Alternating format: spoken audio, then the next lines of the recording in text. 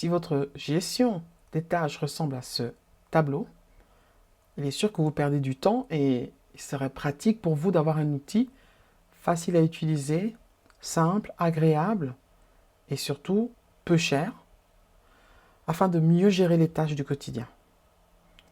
Cet outil existe, il s'appelle Trello.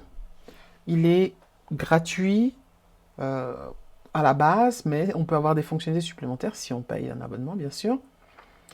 Et c'est ce que je vais vous présenter dans cette vidéo. Alors, à tout de suite. Petite entreprise connaît pas la crise, s'expose firmament.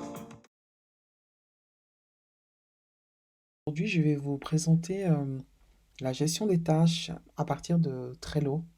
Vous pouvez vous inscrire sur la page trello.com et ça existe en français, en anglais et dans 20 langues différentes. Dans Trello, vous pouvez créer ce qu'on appelle des tableaux.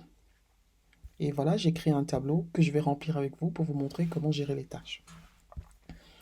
Alors, la première chose, c'est que j'ai besoin d'un conteneur pour avoir toutes les tâches. Dès qu'on me donne une tâche ou que j'ai une idée, je peux mettre cette tâche dans ce conteneur et je vais le faire ainsi.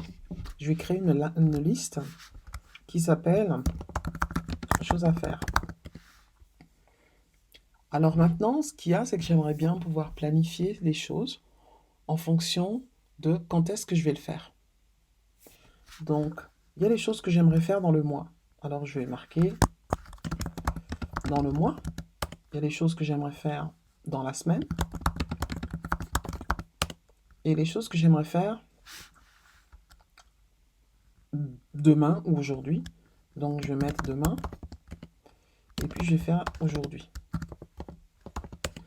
Donc, vous voyez, là, j'ai déjà préparé des conteneurs dans lesquels je vais pouvoir ajouter les tâches que j'ai à faire. Mais de quoi vous vous rendez compte? Vous vous rendez compte que, en réalité, les choses à faire, c'est quelque chose qui est un conteneur dont j'ai toujours besoin, donc qui est bien placé. Mais ce qui serait pratique pour moi, c'est plutôt de commencer avec les choses que j'ai à faire aujourd'hui, plutôt que d'aller chercher tout au fond. D'ailleurs, je vais même fermer ça.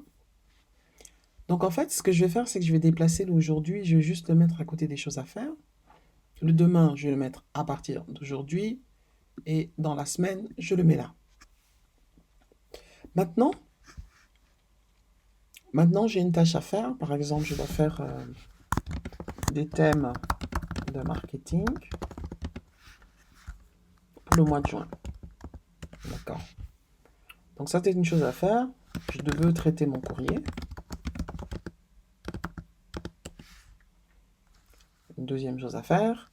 Et puis, je dois faire un téléphone important. Donc, je vais dire appeler les impôts. Donc, maintenant, la préparation des thèmes du marketing, c'est quelque chose que j'aimerais bien faire dans la semaine. Je vais le déplacer ici. Traiter mon courrier, c'est quelque chose que je vais faire aujourd'hui. Appeler les impôts, c'est quelque chose que je voudrais faire demain. Et vous voyez, au fur et à mesure, je peux simplement glisser la carte là où j'aimerais bien qu'elle soit. Maintenant, dans certains cas, traiter mon courrier, là, je vais le faire à l'extérieur. Mais par exemple, pour les impôts, là, j'aimerais voir directement un peu plus d'informations. Alors, si je clique sur la carte, vous voyez qu'il y a pas mal de choses que je peux mettre dessus.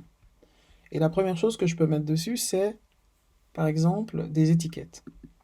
Alors, l'étiquette, par exemple, c'est intéressant aussi pour me donner l'urgence.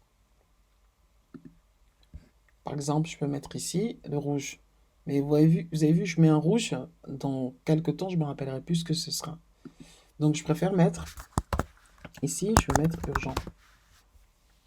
OK. Donc là, maintenant, j'ai une étiquette urgent qui apparaît. Donc, dès que je regarde la carte, qu'elle soit ouverte ou fermée, je vois le rouge. Si je ne sais plus très bien ce que c'est le rouge, je peux ouvrir et je vois c'est marqué urgent. La deuxième chose, c'est que je peux avoir une checklist.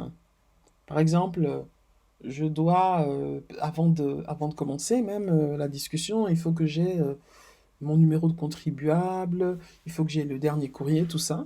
Et donc, je peux me préparer. Donc, je vais mettre une checklist à préparer, par exemple, avant le téléphone. Et là, je vais marquer numéro de contribuable. Je vais marquer dernier courrier. Et je vais marquer relevé bancaire. Je donne un exemple. Pourquoi? Parce que avant de commencer, je sais, bon, tout ça, je dois le préparer avant de faire le téléphone. OK? Puis, la deuxième chose que j'aimerais bien aussi faire, c'est dire de, de quoi je voudrais parler avec ces gens-là. Alors, je peux faire une deuxième liste des thèmes. OK? Alors ici, par exemple, je vais dire réduction de l'impôt à la source, hein, je prends ça pour un exemple. Et puis, je voudrais savoir les dates limites pour l'envoi des documents. Ainsi, je peux vraiment être bien préparé à ce que j'ai à faire. Maintenant, vous avez vu, je l'ai mis dans la liste de demain. Mais il se peut aussi que demain, j'ai pas vraiment le temps. Mais j'aimerais quand même pouvoir gérer quand est-ce que ça doit être fait. Donc moi, ce que je vais mettre dessus, par exemple, c'est une date limite. Bon, aujourd'hui, on est le 15. Pardon, aujourd'hui, on est le 14. Donc, le système donne automatiquement le 15. Mais moi, je dis, finalement, j'aime bien faire les choses un petit peu à l'avance. La date limite, c'est le 25. Donc, le 25, au plus tard, il faut que ce soit fait. Et en fait, il y a aussi la possibilité de dire à quelle heure. Donc, moi, maintenant, je vais dire le 25. Il ferme assez tôt, donc le 25 à 15 heures. Il faut que ce soit fait. Et là, je peux même définir un rappel 15 minutes avant, ou peut-être là, dans ce cas, je vais peut-être dire un jour avant ou 2 jours avant.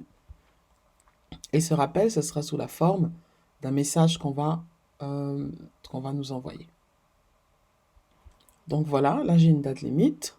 J'appuie sur enregistrer. Et qu'est-ce que vous voyez? À côté de l'étiquette, j'ai immédiatement la date limite. Donc, il me dit le 25 mai, c'est le dernier délai pour que ce soit fait. Si maintenant j'ai des documents que je veux carrément ajouter à ça, bien entendu, je peux joindre ces documents ici, à partir de l'ordinateur, de Trello, tout ça. Mais là, c'est pas vraiment la chose la plus importante que je veux vous montrer. Et vous pouvez aussi avoir des images de couverture qui est parfois pratique pour aussi repérer un certain nombre de choses. Donc voilà, j'ai entièrement planifié, ça c'est déjà planifié, je sais que je vais le faire demain, mais je vois aussi ici que c'est au plus tard le 25 mai. En ce qui concerne la préparation des thèmes de marketing, pour le mois de juin, je sais que la date limite, il faudrait que j'ai fini tous les thèmes de marketing avant le mois de juin. Donc là, je vais le mettre au dernier jour possible. Et 2 jours avant, il faudrait que tout soit terminé. Donc voilà, j'ai géré ma date limite. Voilà, ainsi j'ai ici les choses que j'ai à faire. J'ai les choses que je veux faire aujourd'hui, les choses que je vais faire demain, dans la semaine et puis dans le mois. S'il se trouve que, par exemple, j'ai fini de traiter mon courrier, je peux simplement soit me dire, je vais les remettre ici parce que c'est une tâche qui est répétitive et que je vais changer tous les jours. Soit je peux tout simplement dire, cette tâche, elle est terminée, je vais l'archiver. Et voilà, ma tâche a été archivée, je ne la vois plus. Voilà, vous avez vu comment gérer vos tâches avec Trello. Trello a bien plus de fonctionnalités et ça, vous le découvrirez dans les autres vidéos de YBOFR. Alors, abonnez-vous à ma chaîne. À bientôt.